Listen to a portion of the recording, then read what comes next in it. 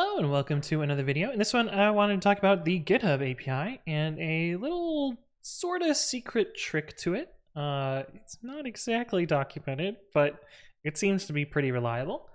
And that is a by-ID API. Now, GitHub repositories can be renamed, and by default, all of the API endpoints deal in just the repository name.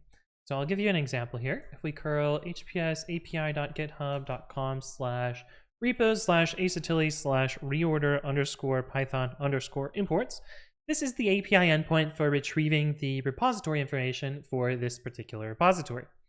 And if we run this, you'll see we get back repo information here. And we have a repo ID. We'll actually save this for later because we're going to need that repo ID in a second. Now, I actually renamed this repo once because I couldn't remember whether it was underscores or dashes. And this makes it easy. So if I ever go to github.com/asatilli/reorder-python-imports, which is the naming scheme that I use now for all of my repositories, it'll redirect directly back to the other one. So I just renamed it back. Fun little trick. So if you ever want to make an alias for your repos, you can rename them and rename them back. Anyway, that's unrelated to this video. But if we were to try and hit the API using the dashes instead of the underscores, then I'm going to turn it into verbose mode here. You'll see that GitHub errors. It gives us a 301, while a 301 is a redirect, and it tells us it's moved permanently. Now, this is for any retrieval endpoint. It'll helpfully redirect you. But if you're making any modifications, such as posting an issue, writing a comment, you'll get an HTTP 307, which is not a retriable error code. I think it's 307, maybe 306. Whichever one's not retriable, that's the one that GitHub will give you back. Because in general, GET requests are repeatable. You can run them again and again, and it doesn't mutate any state. But post requests, put requests, etc., or post requests, patch requests, etc., may or may not be, and deletes are not necessarily repeatable. I mean, deletes are usually repeatable, but you get the idea. Usually those aren't something that you can just retry at another URL.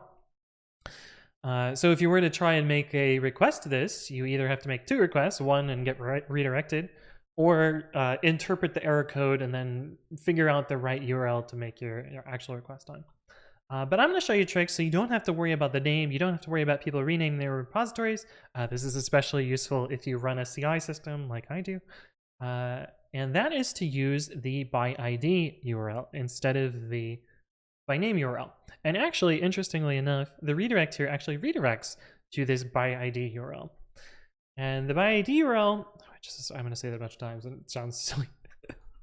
The other API is, instead of /repos, it is /repositories spelled out.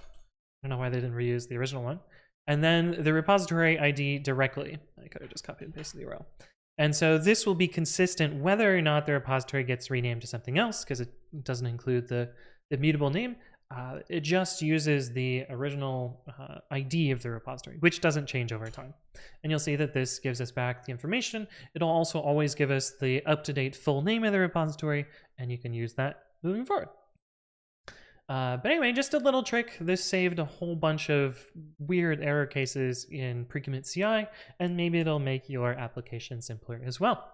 Hopefully you found this interesting. If there are additional things you would like me to explain, leave a comment below or reach out to me on the various platforms. But thank you all for watching, and I will see you in the next one.